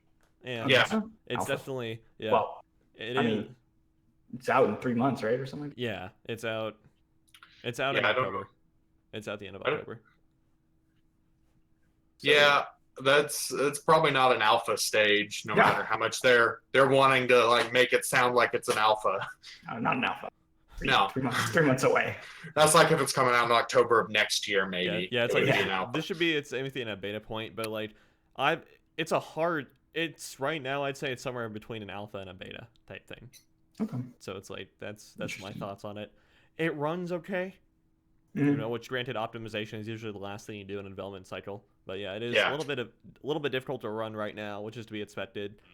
And balance is all over the place in terms of guns and everything. It's absolutely insane. I saw some people take some pretty gnarly shots. Like they look like he looked like he knew what he was doing, obviously, but the sniper rifle he had was crazy. Mm-hmm. Yeah, you can't, and you also can't playtest the battle royale mode either. Makes sense. Yeah, which makes sense. You can only really do like the mainstream multiplayer modes. It makes sense when you think about they probably haven't even started like developing the battle royale mode. That's probably one of the last things they're going to do. Early concepted. I think server wise too. They probably. Yeah. That probably was not like on like the top of like their list when they first were thinking about this game. Like, let's put in a battle royale mode too. I bet that was like around E3 time. Like, we need something to maybe. Did they mention if you have to like if you are like naked when you land, or do you just drop in with weapons? They haven't really detailed it yet. Okay. Yeah. Yeah, that's all I've heard is that there is going to be one. Okay. Yeah. The squad system is cool, although there is currently a bug in the alpha where it's like sometimes only one person can man a squad and other people can't join it. So, weird. Yeah, it does fill up. But yeah. Overall, I think it'll shape up to be really good. Cool. I think it'll shape up to be good. Rush, the game mode Rush seems to be in a really good place now. I know 4 and 1 had some hard times balancing it, but yeah. Or I don't even think Rush was in 1. It was in 4 for sure. I don't think it was in 1. Okay. I think 1 probably got like they replaced it with the big war mode. Okay, operations, yeah. Which I would love to see that in, Yeah, like we are getting every raid Battlefield operation. game going forward. Yeah. So again, that's not play testable yet, but Mm-hmm. so yeah, Rush seems to be in a good spot so far. I will give it that. Like, it's definitely on the right track. It's a lot better than Battlefield 4's beta Rush was and release was so far. So That's good. That's nice to know. Yeah, that's good to look forward to. So yeah, and then Netcode is in a really great spot also. Oh, good. Yeah, Good. it's I'd say it'll release in about the same state Battlefield 1's Netcode did. Battlefield 1 was like real good at tight. launch. Yeah, it was pretty tight. For being launch, yeah, it was real good. Yeah. All right. So anyway, that's just my thoughts on that. I want to talk about that briefly. A couple community questions. What's one feature you'd like to see in the next gen of consoles? Asked by you, John. Yeah, I did ask this question. Yeah, because before I thought I'd be on the podcast. Yeah, so you weren't expecting to be on the podcast today, but yeah. So bigger hard drive space. That would, I think, Yeah. 1 terabyte these days is nowhere near enough for any console. Like, I have a 4 terabyte hard drive that I bought, and like that's getting full. Just having every game that I've ever bought on it. Yeah. Considering that I'm like getting close to 4. Considering that like in 2013, like 1 terabyte hard drive was worth about $80 or whatever, but fast forward 5 years later in 2018, and especially in 2021, when that's pretty much what I bought the 4 for. Was you'd about probably get $89. Yeah, so you can probably get like a 2 or 3 terabyte hard drive at that point for $80. So that, quite frankly, should come default. Yeah, no, I totally agree. Yeah. No, it's 500 gigs enough. No. Like, I'm not one of the guys who's like, I would like to see physical media go away. Yeah. Although I have started buying things digitally more, just because it's a lot easier than going to GameStop and like wading through their, shelves and all that. Even though, like, I like that. I like having to do that, but it leads to me buying things that I probably will never play more often. So I think physical media should stick around for a while longer. Fair enough. Yeah. All right. I will say something that I hope happens sooner, because it's, even though it's a hot topic, but crossplay. I hope that's definitely just kind of already baked into the systems. Because have we talked about Sony being little? We did talk about it last week. It's kind of gotten, I think someone got it out on it earlier this week about like, hey, we're gonna figure something out that not only is good for the players, but us as a business as well. So kind of like a bit of a half-hearted answer there. Okay. No, I don't see anything changing on that from Sony's point of view. Like for a while, like it's a real easy fix. I mean, was it Fortnite? I think it was Fortnite. Yeah, it was Fortnite. Like when it first came out, like accidentally, let PS4 players play with. Rocket League. Oh, no, was it Rocket League? Okay. I think it was Rocket League. Okay. It was something like I think right after E3 last year. Yeah, and it was like, oops, that was an accident, but it was literally like it's like a data set or whatever. Yeah. Yeah, I mean, it was like they unchecked a box or something on their servers accidentally. I mean, it's not a hard thing to make those consoles talk to each other. Especially a PlayStation 4 and an Xbox, because they're very close architecturally to each other anyway. Yeah, it's like, so the PS3 and 360 were a little bit further away from each other, but now that everything has pretty much been mainlined into 86 and whatnot, then it's like Sony definitely their chipset last generation was notoriously hard to develop for, so I think they learned their lesson. But yeah, I mean, there's no reason why crossplay can't be, other than like Sony just refusing to do it. Because like one of those things you don't realize is like cool until you like have it. Like being able to play Fortnite with anybody, anywhere, pretty much. Sans, PS4, all that stuff is like really neat. And like, wow, like why can't we just do this everywhere? Like it make my life so much easier just to play with friends. Be like, hey, let's just play a game together. We don't got to worry about what you have and what you don't have. Right, exactly. Also, why can't I take my Epic Games account from my PlayStation 4 over to my Nintendo Switch? Yeah, do you know what this reminds me of? Or it's like what Andrew just reminded me of? Remember the whole DS download play stuff? Yeah, kind of, where like you had one copy and you could like had share a with a game, friend. you could share it with a friend that didn't have the game, had a DS, and you could play multiplayer. Yeah, I remember that. I think that was a Mario little bit ahead Kart of its had time. that. That was a little ahead of its time, I thought. But yeah, that's really cool. It's kind of like how Way Out did it. If you remember that game came out. Yeah, you can just play it. Yeah. They download the demo, and then you could play it with them. Obviously, I think the same console, obviously. Okay. I think it's important though, like they open up crossplay, but then they keep the whole console war situation going because it's good for business. It's good to keep everybody on their toes, and it's good to have, okay, well, Sony's doing this, we better beat them, kind of thing, and it keeps everybody happy.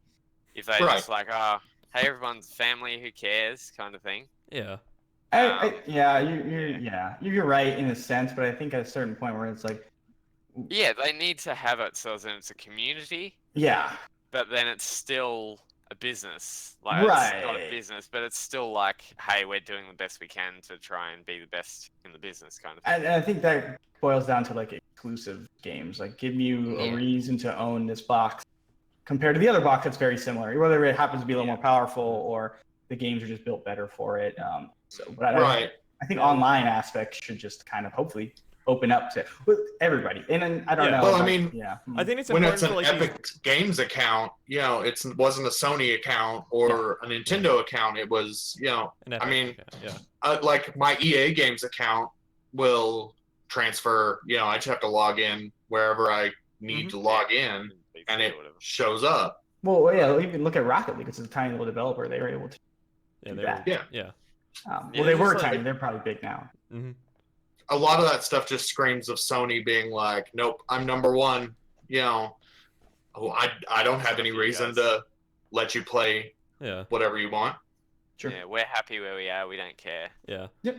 And to be fair, I think Sony has the biggest hill to stand on in terms of this because of how well things worked out for them this generation. And just no, they definitely do. Yeah. I mean, and that was Sony, PlayStation 1, PlayStation 2 was, hey, we're Sony. We're going to, you play with us, you don't play with us, you want the PlayStation. Yeah.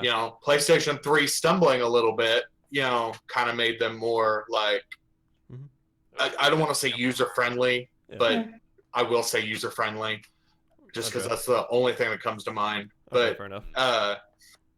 Where they were kind of more inclusive because they weren't number one, but now that kind of they're back on the top again, it seems like they've kind of gone back to the, whatever, you guys are still going to buy PlayStation. Yeah.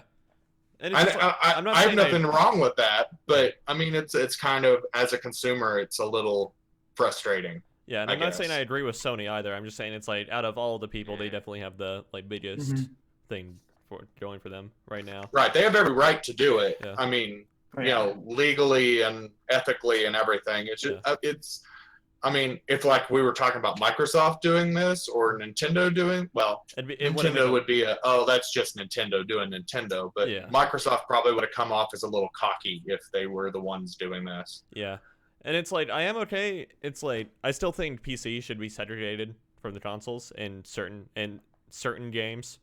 So to speak. Yeah, I see. In certain games, I like how the games are doing it though, where it's hey, you can play with your console people.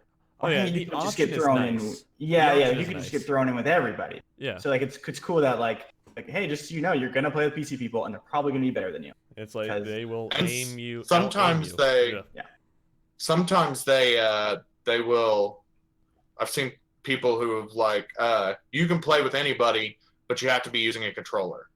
Or you have to kind of handicap yourself the same way that a console player would be handicapping themselves. How are they to regulate that?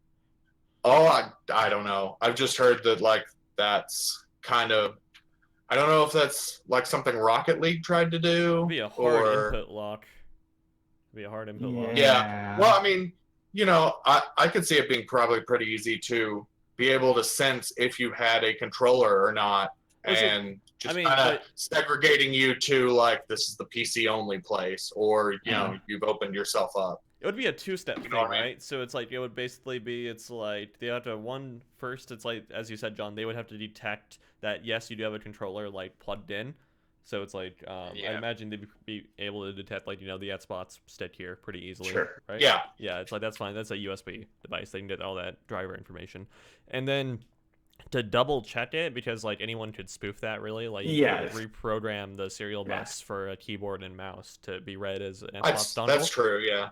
They would have to disable the keyboard keybinds for the game when going that, which is also easy to do, but I'm just saying it's like that's how it would have to work out. Right. And I mean it wouldn't necessarily be like bad, I guess. It would it would be a little bit more difficult, but I mean, like if you wanted to play, I don't know, like a shooter, like Call of Duty, you probably wouldn't want to play with PC people if they could use a mouse and keyboard, know. But if you wanted to open up the PC to play with anybody who was playing Call of Duty, you would have I guess a higher pool of people to play with. Isn't Razer doing something with Xbox to make a keyboard and mouse like compatible with Xbox right now? Yeah, I think so. So like I know the PlayStation 3 had games that you could do that. Yeah. Like I know even the Dreamcast had stuff you could do that with. Yeah. There was this little device Final Fantasy 14. Or like you could play like keyboard and mouse. Yeah. There was this device for the 360. I think it cost like $90 called back in the day, called like the Zim 3 or whatever. And it lets you plug in a keyboard and mouse. And there's like a video of some dude with a prototype of this thing just absolutely destroying Modern Warfare 2. Yeah. Well, I mean, the Xbox One is already keyboard and mouse enabled. Like you can plug any wireless keyboard into it. Okay. Yep. Okay. Yep. Yeah, I mean, I know the PlayStation 3 you could do that pretty easily. I think the PlayStation 4 you can too, like, and because I used to do that like when I was streaming from it. Well, I'll get my keyboard and mouse to type in stuff. But could you actually play games? I don't know. If I'm not sure. I never really tried. I believe you can on the Xbox. Okay. But so if you really wanted to, you could already just be a jerk and be doing that. Okay. Yeah. I mean, talking about controllers though, and I'm probably the only one who thinks this, but I think the PC, like with not that PCs have generations and whatever. But I think they need to kind of open it up a little bit more where you can use a controller on a lot more games. I think it's getting better. Like what? I can't think of a game that's not controller enabled. There's quite a few actually. Like older games, it's hard to find. I think like newer games that come out. Games, that's fair. But but like ones like Euro Truck Simulator, I can't use a controller on that. Can you really not? I did on American Truck Simulator.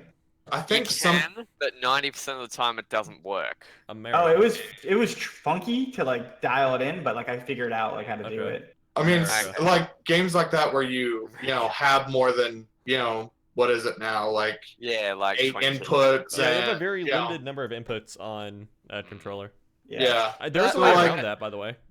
You want to know? You can get this little software that'll basically emulate keyboard inputs from a controller. Is that X input? Yeah, that's exactly it, John. Yeah. I remember seeing. You have to use that for emulators a lot because you're not going to play like an NES with like an actual NES controller, so you kind of have to have a wired, like a PlayStation 4 controller or whatever. So you kind of gotta move those inputs around a bit. Yeah. I just think they need to make it's probably the game developers themselves who need to do it. But I just think they need to make it a little bit easier for a game to be controlled by a controller on PC. That's all.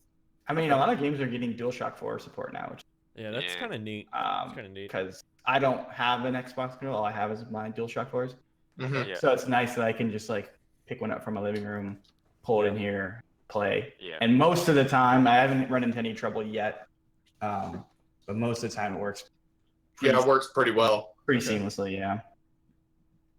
I think a DualShock 4 is closer to a Xbox One controller than a PlayStation 3 and an Xbox 360 controller were, though, architecturally. Yeah, I even have like prompt. Like you remember, like not even that many years ago, like probably last year, you just get Xbox prompts. Like on yeah. I didn't know that they'd started.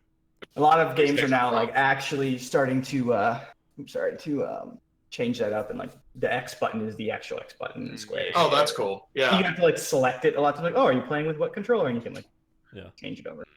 Yeah. All right. So our next question comes from David. Which video game deserves a sequel that never happened? Oh dear. Have you guys played Freedom Fighters? Hell Yes, yeah. I think so. It's a neat little game from Adios Interactive, I think. No, it was IO. Yeah. IO, yeah. Same people who did Hitman. Yeah, the Hitman guys. Yeah. It's a really neat little game.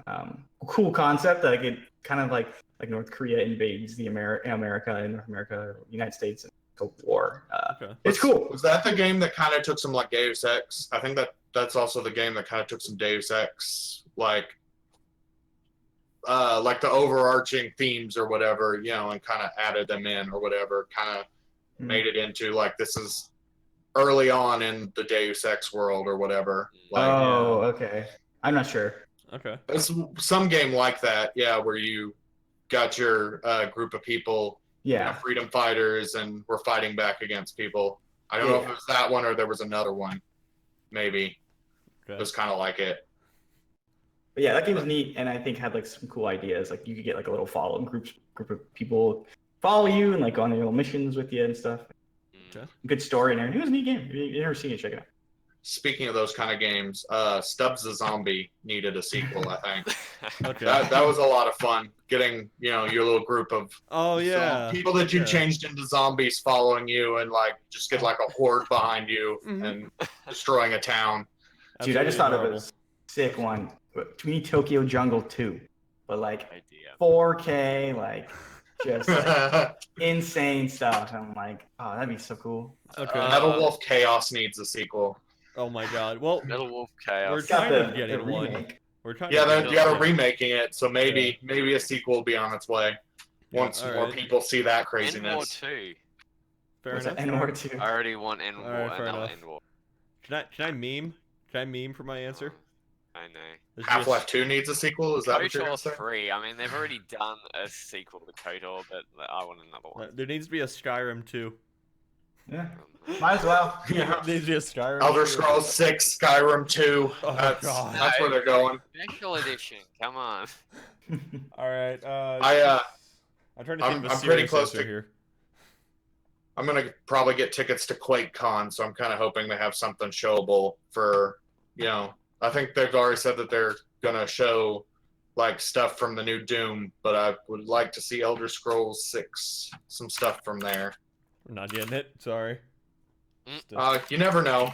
At least like a trailer, Yeah. All right. So, I'm gonna go with. I think I'm gonna have to go with Shadow of the Colossus. Actually, I think. Or at the same time, while I think the story, it's like it did okay wrapping itself up and being self-contained, I also think a sequel would have been cool to see. Also.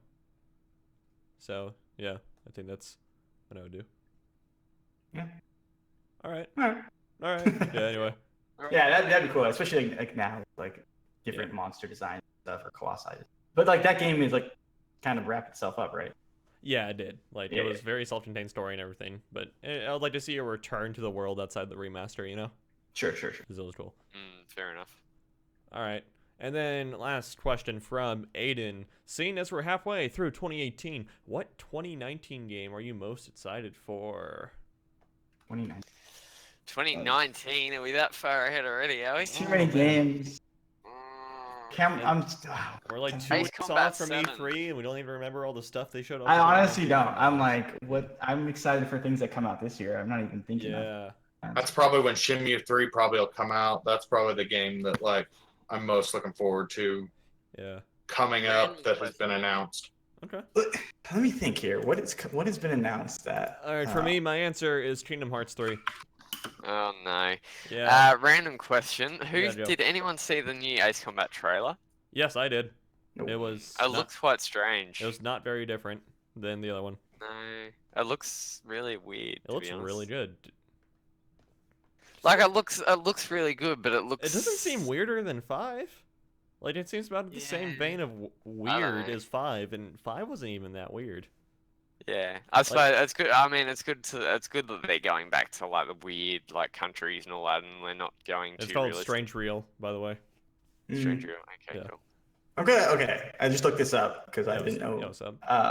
Resident Evil 2 remake. That looks insanely good. Yeah. Aside for that. Yeah, that comes out in January, right? Mm-hmm. And there's also this game called Phoenix Point, which is like a weird like XCOM style game. Okay. Cool. That game looks dope. And there's it's like vehicles. I don't know. It's crazy looking, and that game's really cool as well. Okay. But yeah, Kingdom Hearts 3 for me, definitely. I watched the Kingdom Hearts 1 speed run yesterday during SGDQ, and that only made me want Kingdom Hearts 3 more. But yeah.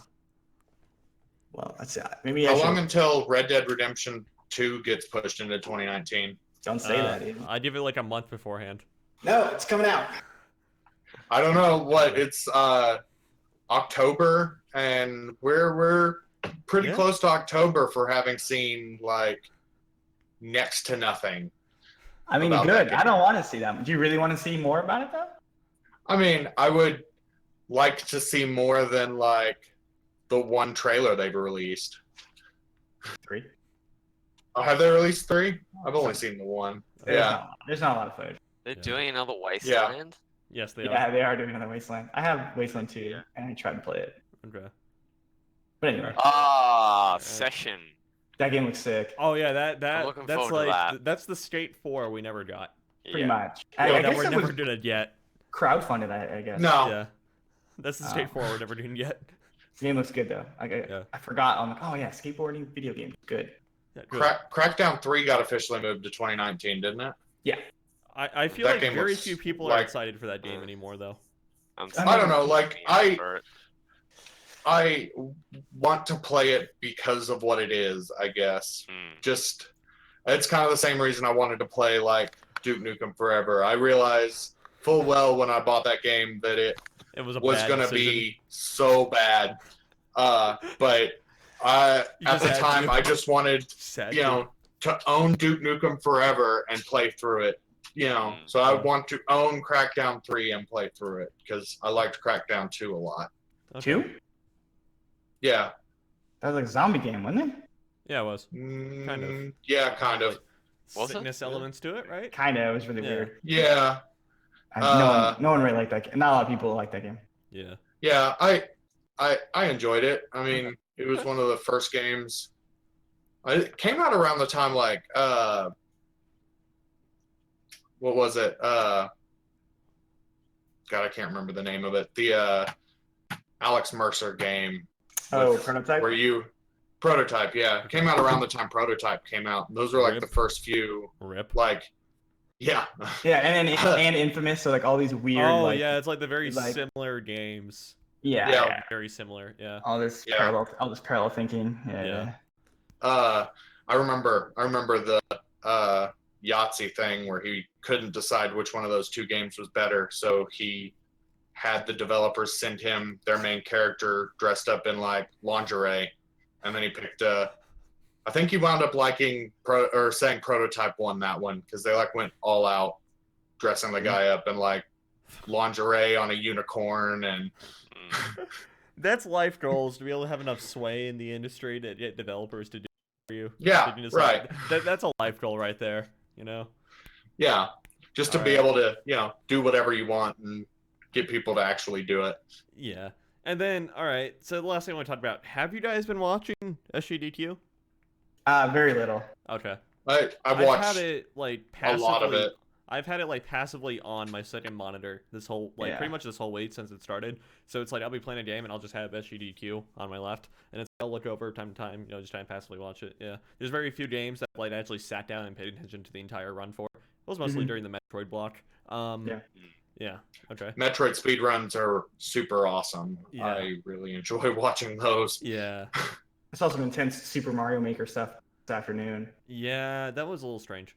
Baffled. It was a little bit of a weird race thing, but it was still cool to see these guys just like rocking it. The Wind Waker one yesterday. It was going so well. Like, he was legit on world record pace, and then he did a long pause to like explain something to the audience or whatever, which I'll find it good. And then it's like he lost world record pace, and then he caught back up to world record pace, And then I don't know if you guys are familiar with the infamous barrier skip for the that game. Okay. Yeah. So basically, a short history of it is that in Wind Waker HD in particular, all right, and when you arrive to like Hyrule Castle or whatever, there's a barrier that prevents you from going forward, and no one had ever been able to figure out how to get past the barrier. But it was considered like the holy grail for like speedrunning in general, because literally, if someone figured out a way across this barrier, how to skip the barrier, then the run would save a lot of time. Yeah, the run would go from 3 to 4 hours to about an hour. Yeah. Wow. And so 6 months ago, this was fairly recently, yeah, like 6 to 8 months ago, someone figured out a way across the barrier. Yeah. And so, yeah, that just completely changed the run. And so now it's like they run Wind Waker at like all the speedrun marathons and whatnot because it's only an hour now, right? But anyway, so dude was on world record pace, okay, did the long pause to explain something, no longer on it. He eventually caught back up to what could be world record pace, okay? And it was especially reinforced when he nailed the barrier skip first try, which had never been done live before or in any other recording that people can find. So that was historic. That's awesome. And then he kept going. He was on like pace consistently. And then at the end of the game, after fighting, he not only did he get really bad RNG with a Puppet Ganon, but he like a really weird pattern with Puppet Ganon, but he also after Puppet Ganon, you have to go up the tower you're in some more. And what you used to have to do was do a zombie hover using a fairy. But the fairy was very RNG based. It was only 2% chance of working. So basically, and so they wanted to find another strat around that. There are these little spike ball things that like latch onto Link or whatever. And they discovered that if you swipe it at the same time that it attaches to your leg, it'll fall off you like it's about to die, but it won't actually die. So you can manipulate it with the correctly, float it up. This is a lot, okay? This is a lot, okay? Float it up to the platform you need to go to, okay? And then you can shoot it, and then in the and then you can shoot it with an arrow. You have like a pixel to be able to shoot it with an arrow, okay? The same frame that it dies, if you kill yourself, you have to mash the like A or B button or whatever like button it is to get that enables you to jump. If you mash it 15 times a second, you're able to float as you're in that death animation. Because before it goes to the game over, it allows input, and so you're able to float. And because that little spiked thing dropped a heart, you get above the platform, you pick up the heart, and you just sink back down. You no longer have to hover, and you're considered alive, and you get into the final boss. Dude failed that part that was supposed to be so much more reliable than, which to be fair, it is like madly more reliable than the fairy thing. Sounds incredibly hard though. Yeah, it is. It's incredibly hard, but it's like, it's not the hardest part of the run either. Dude failed like 5 or 6 times at it. Sucks. Yeah. What a roller coaster of a run. Yeah, all right. Sorry, that was like a huge technical thing right there. Right during that, the podcast stopped. Yeah. Our broadcast. That barrier skip though was a lot like the 4-2 stuff that they've done with Mario. Oh yeah. Where if you can be like just slightly off center by going through like these blocks and hit the pipe that goes down, but it hasn't changed inside of it. Inside the memory, change the beanstalk or whatever that goes up to the top, and you can go to. It hasn't changed that yet. So you just go up there, and you totally skipped the animation of the plant going up and you climbing up. So you save like 10-15 seconds